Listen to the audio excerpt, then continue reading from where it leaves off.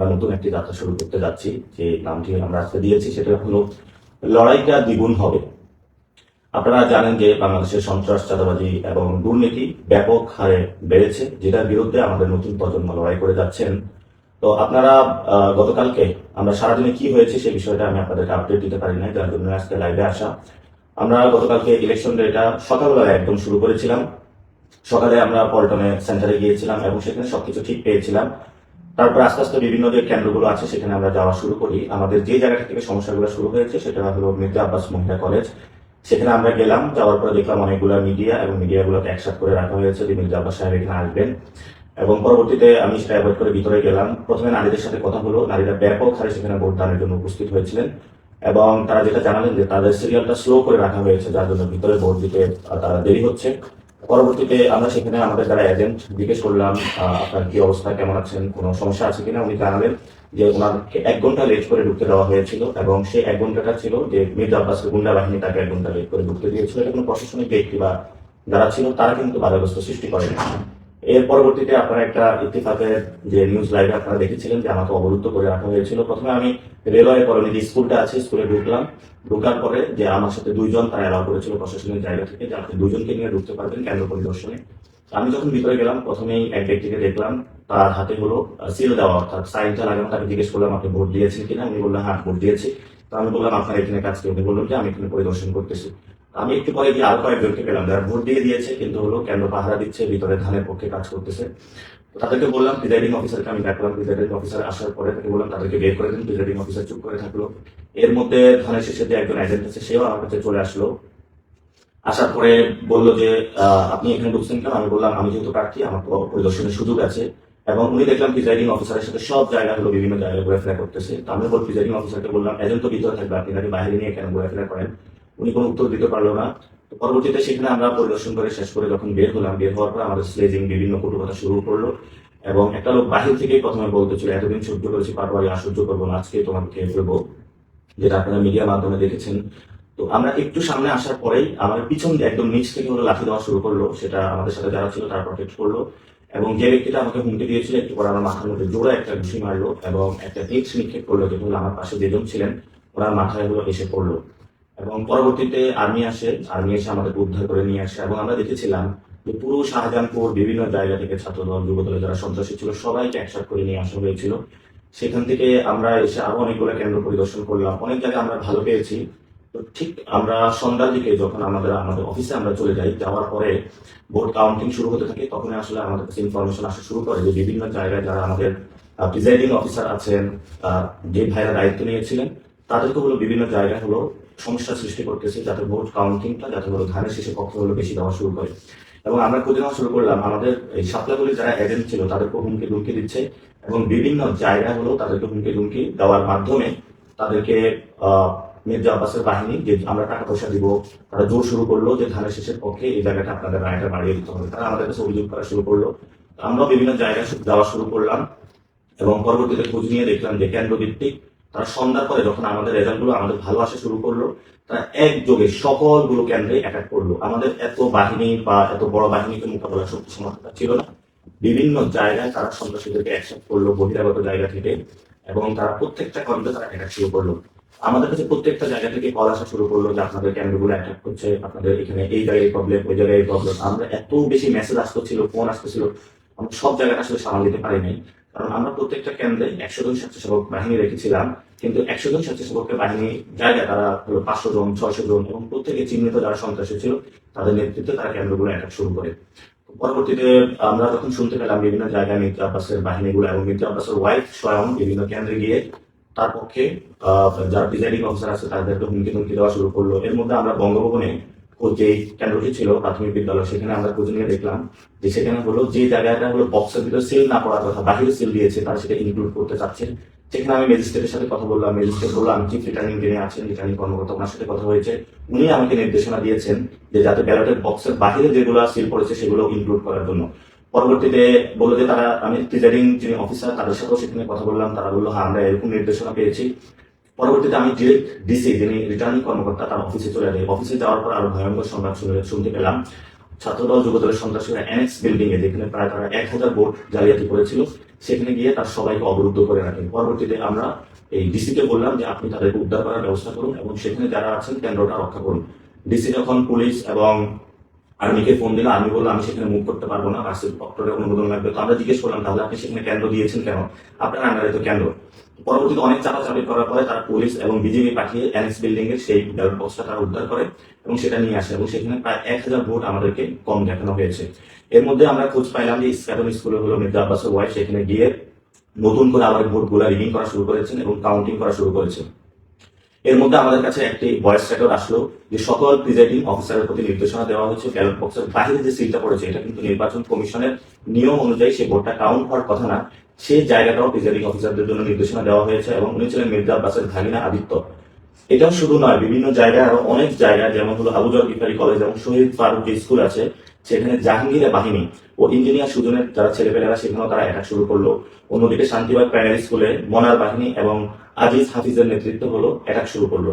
শান্তিবাগ উচ্চ বিদ্যালয়ের Fazlul রুবায়ের Pappu x commissioner আদি মগার ছেলে মিজানেরা সেখানে অ্যাটাক শুরু করলো। এবং মিলেনিয়াম যে স্কুল রয়েছে সেখানে হলো মিলেনিয়াম ইউনিভার্সিটি যে রয়েছে সেখানে মির্জা আব্বাস ও তার ছেলে গিয়ে হলো ভোট টেকিং করা শুরু করলো। অর্থাৎ প্রথমেই যখন ভোটের ফলাফলটা আসা শুরু করলো তাদের মাথা নষ্ট হয়ে গিয়েছিল। পরবর্তীতে সবগুলো কেন্দ্রে তারা অ্যাটাক শুরু করে এবং কোথাও মির্জা আব্বাস ওয়াইফ গিয়েছে, কোথাও মির্জা আব্বাস গিয়েছে, কোথাও তার ছেলে গিয়েছে, কোথাও তার ভাগিনা গিয়েছে, কোথাও যারা কমিশনার ছিল তারা গিয়েছে, কোথাও তারা যারা মাস্তান ছিল তারা গিয়েছে। এর পরবর্তীতে আমরা খোঁজ পেলাম যে আমাদের সিদ্ধেশ্বরী দুইজনকে হলো বোনকে আটক করে রাখা হয়েছে যারা এজেন্ট ছিল। পরবর্তীতে আমি হলো সেখানে যে ম্যাজিস্ট্রেট ছিলাম তার সাথে যোগাযোগ করলাম। ম্যাজিস্ট্রেট আমাকে জানালেন যে স্ক্যাটনের অবস্থা খারাপ, আমি এটা শেষ করে তারপর হলো সিদ্ধেশ্বরীতে যাবো। আমি বললাম যে আপনারা যদি এইভাবে করেন তাহলে তো আমাদেরকেও মাঠে নামতে হবে। তো কমিশনার যিনি ওইখানে আটক করে রাখা হয়েছে তাকে, উনি বললেন আমাকে 10টা মিনিট আপনারা সময় দেন, আমি এটা শেষ করে ওইখানে গিয়ে আমি কথা বলতেছি। তো আমি ঠিক আছে, আমরা বললাম যে আমরা 10 মিনিট অপেক্ষা করতেছি, আমাদের বোনকে আমাদের দ্রুত উদ্ধার করতে হবে। তিনি সেখানে শেষ করে তারপরে সেখানে গিয়ে আমাদের বোনদেরকে উদ্ধার করেন। অর্থাৎ আমি যখন এই কথাগুলো বলছি, আমি গতকালকে ঠিক এই মোমেন্ট গুলো নিয়ে তখন আমি ডিসি অফিসে বসে আছি, ডিসি কাউকে বলতেছেন, নির্দেশনা দিচ্ছেন, কিন্তু তারাও কোনো কিছু মানতেছে না। পুলিশ পুরা প্রশাসন হলো একদিকে হেলে গিয়েছিল। আমরা যেই কমপ্লেন গুলো করছিলাম আমাদের কোনো কমপ্লেনের উত্তর দিচ্ছিল না। ইতিমধ্যে পুরা আমাদের যিনি আহ্বায়ক নাহিদ ইসলাম বলেছিলেন ঢাকা আসার জন্য, কারণ যেই জনশক্তি আমাদের ছিল বিভিন্ন কেন্দ্রে দিয়েছিলাম সেটা হলো এক জায়গা থেকে আরেক জায়গায় দৌড়াদৌড়ি করতে গিয়ে আমাদের সবার খুব বাজে অবস্থা হচ্ছিল। এর মধ্যে আমরা ফেসবুকে দেখলাম বিভিন্ন কেন্দ্রে রিডিং হওয়া শুরু করেছে।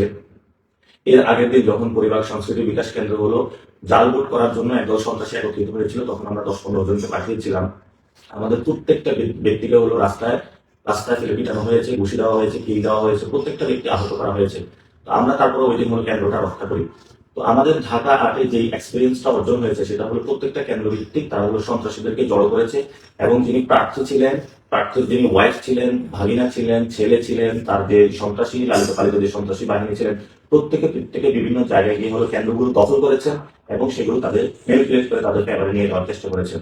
আমি যখন রিটার্নিং কর্মকর্তার অফিস থেকে বসেছিলাম, একটু পরে হলো মির্জা আব্বাসের ওয়াইফ হলো সেখানে আবার এসেছেন অনেক মানুষ নিয়ে। আমার কাছে সবাই কল করতেছিল ঢাকা শহরে আপনারা যারা ভোট দিয়েছেন যে আমরা কি আসবো কিনা। আমি সবাইকে বলেছি না আসার জন্য, বিকজ দ্যাট ওইখানে বড় ধরনের একটা রক্তারক্তি পরিস্থিতি সৃষ্টি হতো এবং সেটা আমি চাই না যে একটি শান্তি সুষ্ঠু যে নির্বাচন বাংলাদেশে হতে যাচ্ছিল, যেটা আমরা প্রস্তুতি নিয়ে রেখেছি যাতে আমরা যে কোনো মূল্যে একটি সুস্থ এবং সুন্দর নির্বাচন যাতে বাংলাদেশের মানুষকে উপহার দিতে পারি, সেটা আমরা কিন্তু নষ্ট করতে চাইনি এবং ভোট গণনা বিভিন্ন জায়গায় যেটা হচ্ছিল সেটাও আমরা নষ্ট করতে চাইনি। পরে নাহিদ ইসলাম যখন আমাদের এই কেন্দ্রে এসেছিলেন, নাহিদ ইসলামের কেন্দ্রে অর্থাৎ আসনে, সেখানেও আবার এই সন্ত্রাসীরা অ্যাটাক শুরু করে, সেখানে উনি চলে গিয়েছিলেন। অর্থাৎ প্রত্যেকটা জায়গায় এক জায়গায় তারা হামলা শুরু করে। ওইদিকে হলো আমির জামায়াতের যে কেন্দ্র আছে সেখানেও তারা এক জায়গায় হামলা শুরু করে। তো আজকে যে পরিস্থিতি আমরা দেখছি যে বিভিন্ন জায়গায় তারা সন্ত্রাসী অ্যাটাক শুরু করেছে, এটা নির্বাচনের আগের দিনও তারা করেছে, গতকালকেও করেছে, আজকেও করেছে। আমরা কিন্তু নতুন বাংলাদেশে এই ধরনের সন্ত্রাসী অ্যাক্টিভিটিস চাইনি এবং ভবিষ্যতে যদি এই ধরনের সন্ত্রাসী কর্মকাণ্ড চালানো হয় তাহলে হাসিনা আমলে যে পরিণত হয়েছিল আমাদের ভবিষ্যতে সেই ধরনের প্রস্তুতি নিতে হবে। তো গতকালকে যখন আমি ভোট কেন্দ্রগুলো ঘুরছিলাম সেখানে অনেক ভোটারদের সাথে আমার কথা হয়েছে, মেয়ে ভোটাররা আসছে, তারা ভোট দিচ্ছিল, উচ্ছ্বাস প্রকাশ করতেছিল। অনেক ক্যান্সারের রোগী তারা ভোট দিতে এসেছিল, আমাকে অনেক অসুস্থ মানুষ এসেছিল যারা ভোট দিচ্ছিল। তো আপনাদের প্রতি অসংখ্য ভালোবাসা এবং আপনারা যেভাবে আমাকে অ্যাকসেপ্ট করে নিয়েছেন, এটা বাংলাদেশের একটা নজিরবিহীন ঘটনা। আমি সবাইকে আপনাদের আমার অন্তরের অন্তঃস্থল থেকে আপনাদেরকে ভালোবাসা এবং মোবারক জানাচ্ছি। আপনারা নতুন বাংলাদেশে যে লড়াইটা শুরু করেছেন সেই লড়াইয়ে আমরা ঐক্যবদ্ধভাবে ঐক্যজোট হয়েছি এবং নতুন ভাবে আমরা এই লড়াইটা আরো দ্বিগুণ গতিতে শান্ত করবো যাতে নতুন বাংলাদেশ আমরা গঠন করতে পারবো। আপনারা আমাদেরকে প্রশ্ন করেছেন যে আমরা যেহেতু নির্বাচন এই পর্যায়ে চলে এসেছি, লিডিং এর মাধ্যমে আমাদেরকে হারিয়ে দেওয়া হয়েছে, যেখানে আমরা জয়লাভ করেছি, তাহলে আমাদের প্রস্তুতিটা কেমন হবে, নতুন বাংলাদেশ আমরা কিভাবে গঠন করবো। সেখানে আপনাদের একটা বিষয় খুবই আমি স্পেসিফিক স্পষ্ট করতে চাই, সেটা হলো বাংলাদেশের পলিটিক্যাল ফাইন্যান্সিং যে সিস্টেম, অর্থাৎ দলগুলো যেভাবে পলিটিক্যাল ফাইন্যান্সিং করে থাকে, এটা যদি আমরা এই দুর্বৃত্তায়ন যদি ভাঙতে না পারি, তাহলে বাংলাদেশের সুস্থ ধারা রাজনীতি আমরা ফিরিয়ে নিয়ে আসতে পারবো না। অর্থাৎ আপনি গুলিস্তানে চাঁদাবাজি করেন, সেই টাকা আস্তে আস্তে গুলশান পর্যন্ত, অফিস পর্যন্ত চলে যায়, এবং সেই টাকা দিয়ে পুরো বাংলাদেশে বিভিন্ন জায়গায় চাঁদাবাজি, সন্ত্রাসী, মাস্তানি, এই টাকাগুলো দিয়ে রাজনৈতিক দলগুলো পরিচালিত হয়ে থাকে। এই পরিচালনা যদি হয়ে থাকে, তাহলে ভবিষ্যৎ বাংলাদেশে সেই গুন্ডা মাস্তানদের রাজনীতিটা এস্টাবলিশ হবে। আজকেও আমার বাসার সামনে বিআরপি যারা ছিল তারা ঘোরাফেরা করেছে, অর্থাৎ টাকা দিয়ে তাদেরকে লালন পালন করা হয়। এবং গতকালকে আমাদের রমনাতে দুজনকে আহত করা হয়েছে, আজকেও দুজনকে আহত করা হয়েছে। যারা এখানে আমাদের ক্যাম্পেইনে যুক্ত হয়েছিলেন তাদেরকে দোকান থেকে তুলে নেওয়া হচ্ছে এবং গিয়ে বলা হচ্ছে যে আমাদের 10 লাখ টাকা দাও, তাহলে আমাদের ছেলেদেরকে নিবৃত্ত করা হবে, তোমার দোকানে ভাঙচুর করা হবে না, আদারওয়াইজ তোমার দোকান ভাঙচুর করে আমরা শেষ করে দিব। আমরা এই পরিস্থিতির মধ্য দিয়ে যাচ্ছি। আজকে আমাদের সদস্য সচিব আক্তার হোসেনের ওইখানে হামলা হয়েছে, সার্জিসের এখানে হামলা হয়েছে, বিভিন্ন জায়গায় হামলা হচ্ছে। তো মামলার মধ্য দিয়ে আমরা চলছি। হাসিনা আমলে আমাদের এই অবস্থার মধ্য দিয়ে গিয়েছিলাম, এখন তারেক রহমানের যে বাংলাদেশ, সেখানেও আমরা এই পরিস্থিতির মধ্য দিয়ে যাচ্ছি। তো নতুন বাংলাদেশে যেটা আমরা বলতে চাচ্ছি যে আমরা লড়াইটা দ্বিগুণ করবো। নাসিরুদ্দিন যেভাবে আপনাদের দোকানে গিয়ে চা খেয়েছেন, আপনাদের বাসায় গিয়েছেন, আপনাদের সাথে ক্যাম্পেইন করেছেন, আলোচনা করেছেন, নতুন বাংলাদেশের গঠনের স্বপ্নগুলো বলেছেন, ঠিক তেমনি ভাবে আপনারা আমাকে সেভাবে পাবেন। মসজিদগুলোতে নামাজে পাবেন, মা বোনদের সাথে আড্ডায় পাবেন, এবং রাস্তার পাশে যে দোকানে চায়ের টেবিল, সে চায়ের টেবিলে আড্ডায় পাবেন, যেখানে আমরা নতুন বাংলাদেশের স্বপ্নগুলো বুনবো। এবং ঢাকা 8-এ আমি বলেছিলাম যে চাঁদাবাজ, সন্ত্রাস এবং দুর্নীতির বিরুদ্ধে আমাদের লড়াইটা চলবে। ইনশাআল্লাহ আমাদের লড়াইটা চলবে। আমাদের লড়াই কোনোভাবেই বন্ধ করা যাবে না। আপনারা সবাই যে যার জায়গা থেকে মোবাইলগুলো প্রস্তুত রাখবেন। যদি কোনো ভাইকে আহত করা হয় বা কোনো আনইউজুয়াল আপনারা অ্যাক্টিভিটিস গুলো দেখেন, সেই অ্যাক্টিভিটিস গুলোর বিরুদ্ধে আপনারা সেখানে প্রতিবাদ জারি রাখবেন। কিন্তু আমার যে একটা এক্সপিরিয়েন্স, ইনকিলাব মঞ্চ যখন আন্দোলন ডাক দিয়েছিল, সেখানে শেষ দিন আমি রাজু ভাস্কর্য সবাইকে গিয়ে নিয়ে বসেছিলাম, কারণ আমাদের যেই জনশক্তি ছিল সেটা দিয়ে যদি পুলিশের সাথে আমরা সেখানে মারামারিতে যেতাম, এটা কিন্তু আমাদের ঠিক হতো না। কারণ পুলিশ খুবই ব্রুটাল ওয়েতে আমাদের উপরে অ্যাটাক করেছিল, এবং সবাইকে আমি তখন যারা বিভিন্ন জায়গায় আটকে গিয়েছিল সবাইকে নিরাপদ করে বাড়িতে পাঠিয়ে দেওয়া হয়েছিল। আমি ইনকিলাব মঞ্চের জাবের সাথে কথা বলেছিলাম, জুমার সাথে কথা বলেছিলাম, তারা যে দিক নির্দেশনা দিয়েছিল সেটাই আমরা পালন করেছিলাম। তো গতকালকে যদি সবাই আমরা ফিল্ডে আসতাম, সেই ধরনের একটি রক্তক্ষয়ী সংঘর্ষ বাংলাদেশের অভ্যুদয় করতো, যেটা আমি কখনোই চাইনি। কারণ আমরা যারা তরুণরা রয়েছে, আমরা নতুন একটি বাংলাদেশ চাই, যে বাংলাদেশে আমরা কোনো সন্ত্রাসী, রক্তপাত, হানাহানি, রাহাজানি আমরা চাই না। এখানে আমরা সুন্দরভাবে বসবাস করতে চাই, প্রত্যেকে নিরাপত্তা দিতে চাই, প্রত্যেকের সাথে ভালোবাসার সহিত বসবাস করতে চাই। তো আমরা ঢাকা 8-এ যে বিষয়টি করবো সেটা হলো, আমাদের যে 8 দফা ইশতেহার দেওয়া হয়েছে শহীদ ওসমান হাদি ভাইয়ের হত্যার বিচার, সেই বিচার নিয়ে আমরা মাঠে অ্যাক্টিভিটি চালাবো এবং আমরা ভোকাল থাকবো। আপনারা দেখেছিলেন যখন ইনকিলাব মঞ্চ মাঠে নেমেছিল, তখন বলা হয়েছিল যে ইলেকশন বানচাল করার জন্য। এখন তো ইলেকশন হয়েছে, তাহলে এখন কেন শহীদ ওসমান হাদি ভাইয়ের হত্যাকাণ্ডের বিচার নিয়ে কথা বলছে না তারা? আমি তারেক রহমানের প্রতি অনুরোধ জানাবো, আপনি যে প্রথম যে ভাষণটা দিবেন, সেই ভাষণে অবশ্যই শহীদ ওসমান হাদি ভাইয়ের হত্যাকাণ্ডের বিচারের নিয়ে আপনার প্রতিশ্রুতি থাকতে হবে।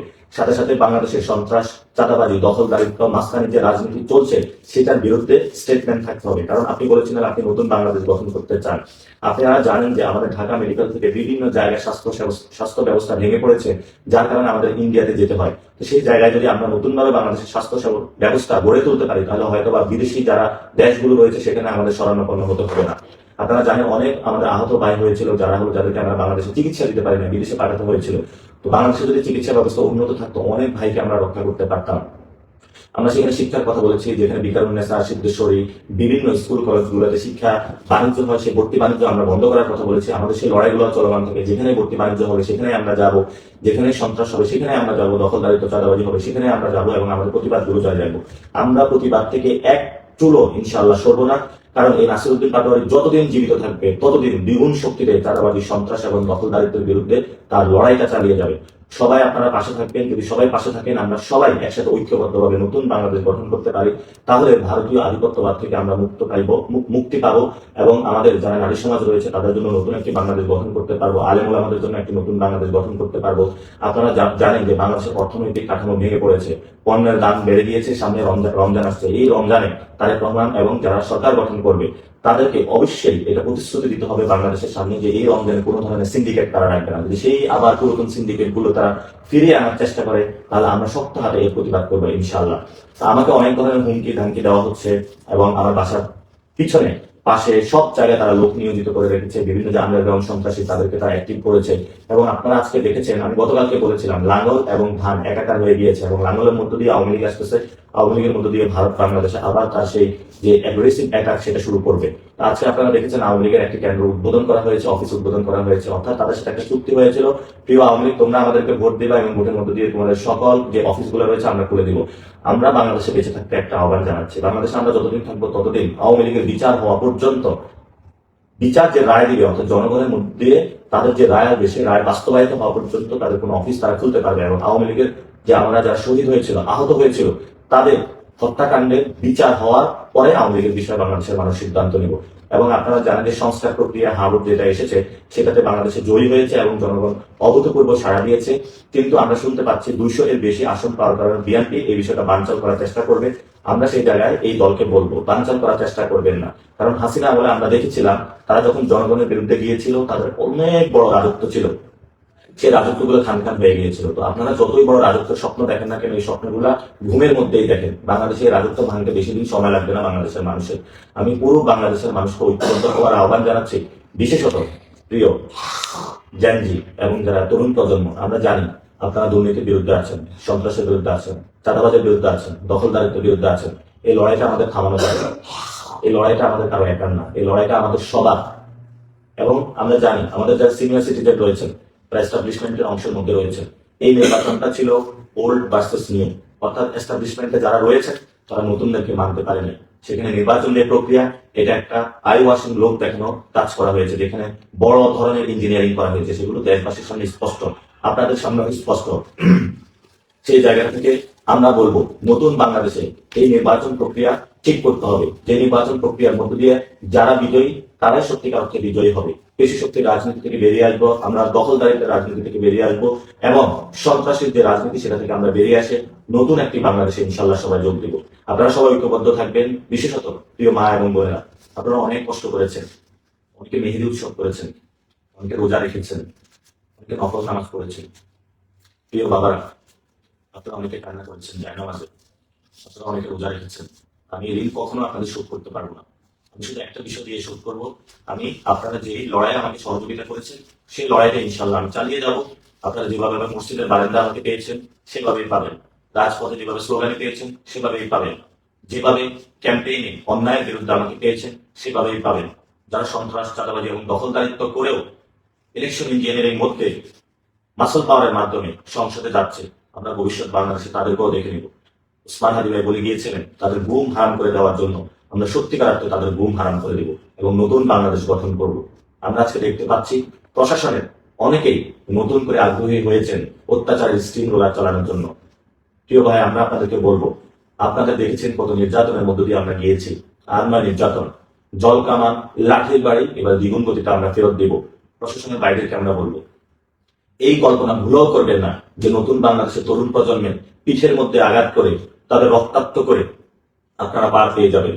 আমরা পুলিশ সংস্কারের কথা বলেছি, আপনাদের বিচার এখনো হয়নি, বিচার প্রক্রিয়ার মধ্য দিয়ে প্রত্যেকটা হত্যাকাণ্ডের বিচার প্রক্রিয়ার মধ্য দিয়ে যাবে। আওয়ামী লীগের উদ্দেশ্য বলবো, অনেক ষড়যন্ত্র করেছে দিল্লিতে বসে বসে, বাংলাদেশের মানুষ এই ষড়যন্ত্রের জবাব দিয়েছে। আমরা ইলেকশন করতে সফল হয়েছি, বাংলাদেশের মানুষ সেই জায়গায় আমরা জাতীয় পার্টি এবং আওয়ামী লীগের কফিন কবরস্থ হয়ে গিয়েছে, নতুন করে আর নাড়াচাড়া দেওয়ার কোনো কারণ নাই, গন্ধ ছড়াবে। এই জন্য আওয়ামী লীগ এবং জাতীয় পার্টিকে বলবো বিচারের মুখোমুখি হন। আর আমরা তারেক রহমানকে বলবো কোনোভাবেই আওয়ামী লীগকে পুনর্বাসন করার চিন্তা করবেন না, এটা বাংলাদেশের মানুষ কোনোভাবেই মেনে নিবে না। অ্যাটলিস্ট আমরা যারা রয়েছি তরুণ প্রজন্ম, আমরা কখনো মেনে নিব না। আমরা এই লড়াইটা আরো দ্বিগুণ গতিতে চালিয়ে যাব, নতুন বাংলাদেশ গঠন করব। যারা এই ক্যাম্পেইনে 40 দিনের ক্যাম্পেইনে আমাদের সাথে ছিলেন, প্রথমে আমাদেরকে বলা হয়েছিল আমাদের নাকি জামানত বাজেয়াপ্ত হবে, একদম কানের পাশ দিয়ে হলো আরেকটা গিয়েছে। সামনে এইসব দুর্নীতি চাঁদাবাজ যারা সন্ত্রাসী রয়েছে সেটা আর কানের পাশ দিয়ে যাবে না, একদম মুখের উপর দিয়ে যাবে। এই জন্য বলবো যারা গডফাদার আছেন, উচিত শিক্ষা আমরা দেওয়ার চেষ্টা করেছি, কিন্তু আপনারা ইলেকশন ইঞ্জিনিয়ারিং এর আশ্রয় নিয়েছেন। সত্যিকার অর্থে যদি বুকের পাঠা থাকতো আপনাদের, তাহলে এই ধরনের ভোট চুরির মহোৎসব আপনারা মারতেন না। এই যে মির্জা আব্বাস সাহেব, আপনি একজন ভোট চোর, ইতিহাসে লেখা থাকবে আপনার নাম। আপনি একজন চান্দাবাজের, ইতিহাসে লেখা থাকবে। আপনার সন্তানের সামনে যখন আপনি দাঁড়ান তখন এই জবাবগুলো আপনাকে দিতে হবে, নতুন বাংলাদেশের সামনে এগুলো জবাব দিতে হবে। শুধু আপনি না, অনেকগুলো সন্ত্রাসী যারা জয়ী হিসাবে ঘোষণা করা হয়েছে, অনেকগুলো দখলদার চাঁদাবাজদের, আমরা তাদের বিরুদ্ধে ইনশাল্লাহ রাজপথে নামবো। লড়াইটা আরো নতুন শানিত হবে। প্রিয় তরুণ প্রজন্ম, ঐক্যবদ্ধ থাকুন, সাহস হারাবেন না, আরো দ্বিগুণ সাহস নিয়ে আমরা নামবো, যে সাহসের মাধ্যমে নতুন বাংলাদেশ গঠন করব। সেই যাত্রা, সে আহ্বান জানিয়ে আজকে আমি আপনাদের সাথে কথা শেষ করছি। আমার যদি এই চলার পথে কোনো ভুল ত্রুটি কয়েকদিনের ক্যাম্পেইন হয়ে থাকে আমাকে ক্ষমা করে দিবেন। অনেকের সাথে উঁচু কথা বলেছি, ইনশাআল্লাহ আমি হয়তো আপনাদের যে জায়গায় রিপোর্ট দেওয়ার কথা সর্বোচ্চটা দেওয়ার চেষ্টা করেছি, ভবিষ্যতে আরো দিব এবং আমরা ইনশাআল্লাহ আগামী ইলেকশন আরো নতুন শক্তিতে আবির্ভূত হব।